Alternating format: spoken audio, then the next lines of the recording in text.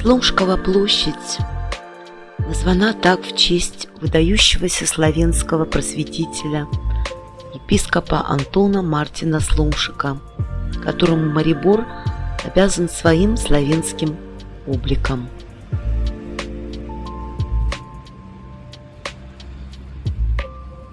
Здесь находится готическая колонна-светильник, Национальный театр, и Сломшкову площадь можно назвать центром гостеприимства Марибора, так как здесь расположены лучшие и наиболее известные отели, рестораны и кафе-бары города.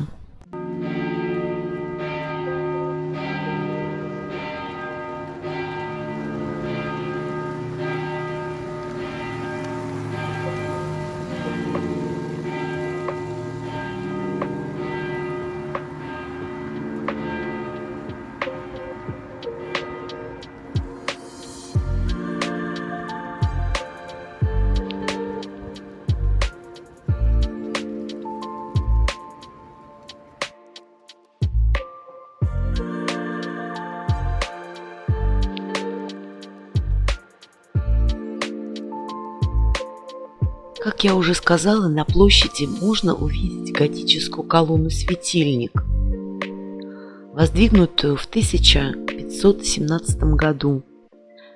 Когда-то она отмечала вход на городское кладбище, которого, конечно же, уже давно нет. Недалеко отсюда находится собор епархии святого Иоанна Крестителя, являющийся кафедральным собором, а также Национальный театр и уютный кафе-бар «Тильда», где можно расслабиться под хорошую музыку, выпить кофе или вина и познакомиться с интересными людьми.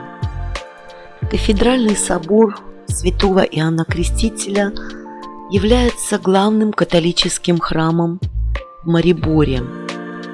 Построенный изначально в романском стиле, позже в архитектуру собора добавлялись готические элементы. Боковые же капеллы носят ярко выраженные черты барокко.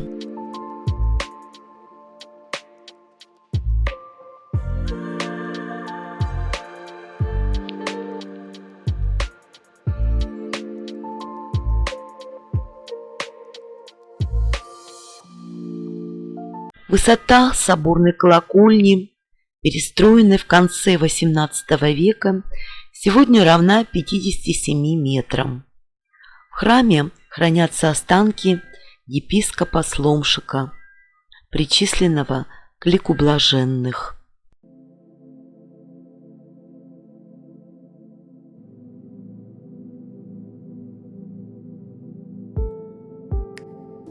Покинув Сломшкову площадь, мы решили посмотреть на одну из старых башен города, расположенную недалеко от реки.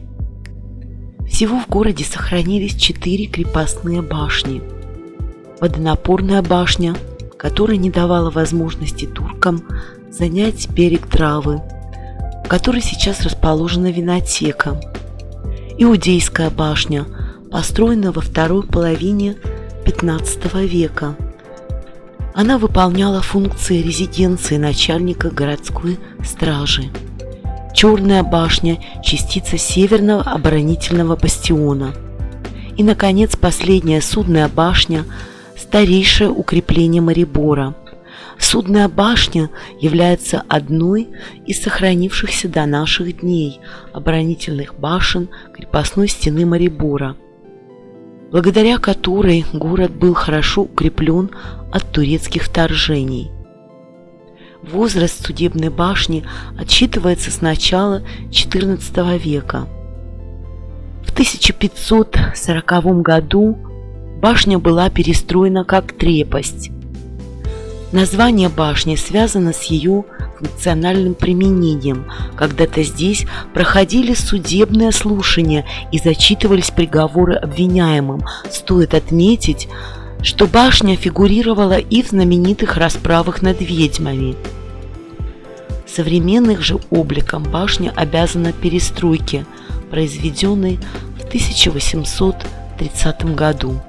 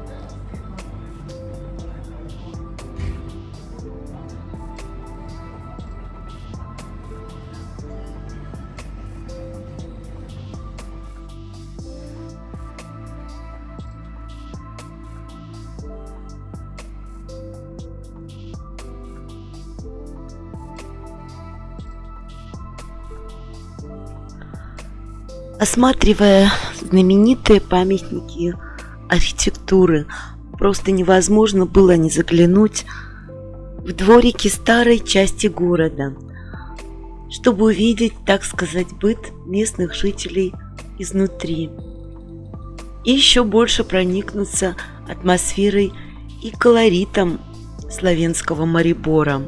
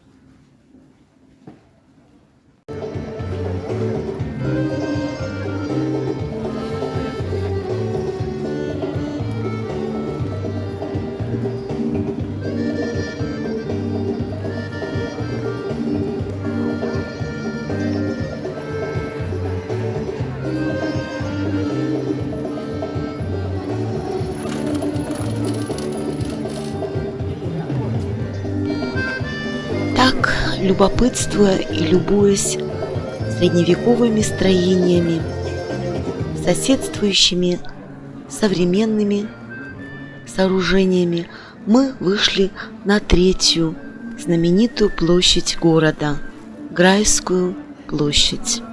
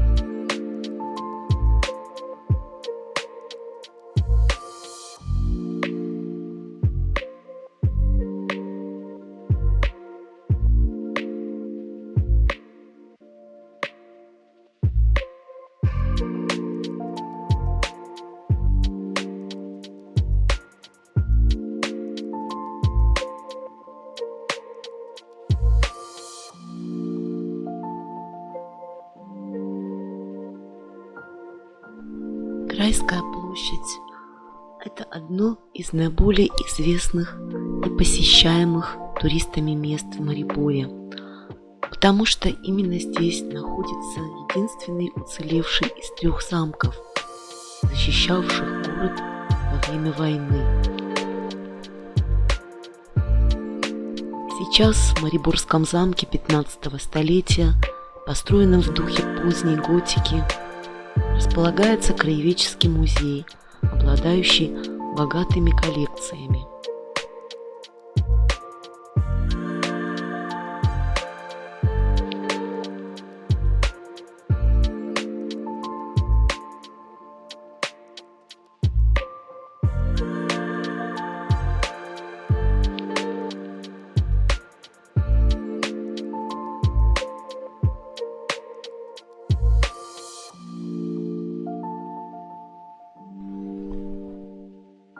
Также на площади перед замком можно увидеть памятник времен XVII века, посвященный святому Флориану, защитнику от многочисленных пожаров, происходивших на протяжении XIV-XVI веков.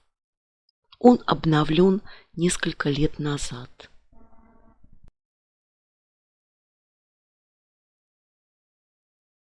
Францисканскую церковь Марибора можно назвать одним из красивейших памятников архитектуры города. Базилика из красного кирпича с 3 нефами и 2 колокольнями была перестроена из Капуцинского монастыря и церкви Милостивой Богородицы. Она была перестроена венским архитектором на рубеже XIX-XX веков.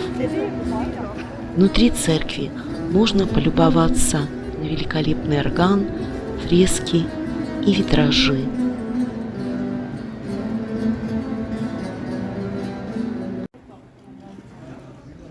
Кстати, в Мариборе расположены старейшие в Европе виноградники. Виноградная лоза города считается самым старым представителем флоры на планете. И что самое удивительное, так это то, что лоза до сих пор плодоносит.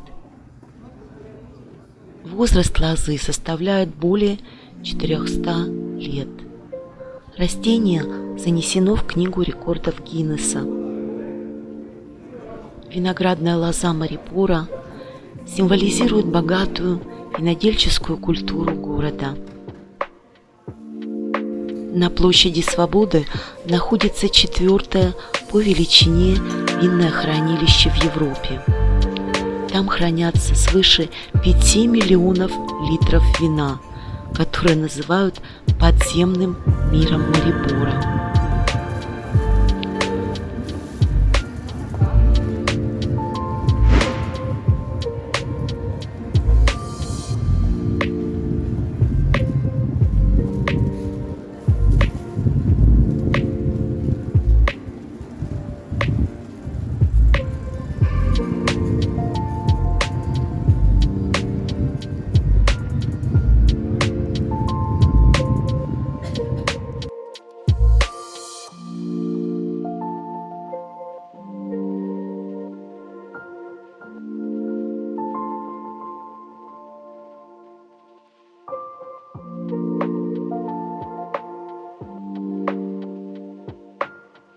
Покидая Марибор, он оставил у нас положительные эмоции, и в целом можно сказать, что это провинциальный спокойный город-курорт, тихий, неспешный, с немного сонным ритмом жизни в историческом центре, где в старинных кварталах туристов ждут особняки и башни эпохи Средневековья, узкие мощеные улочки и колоритные площади.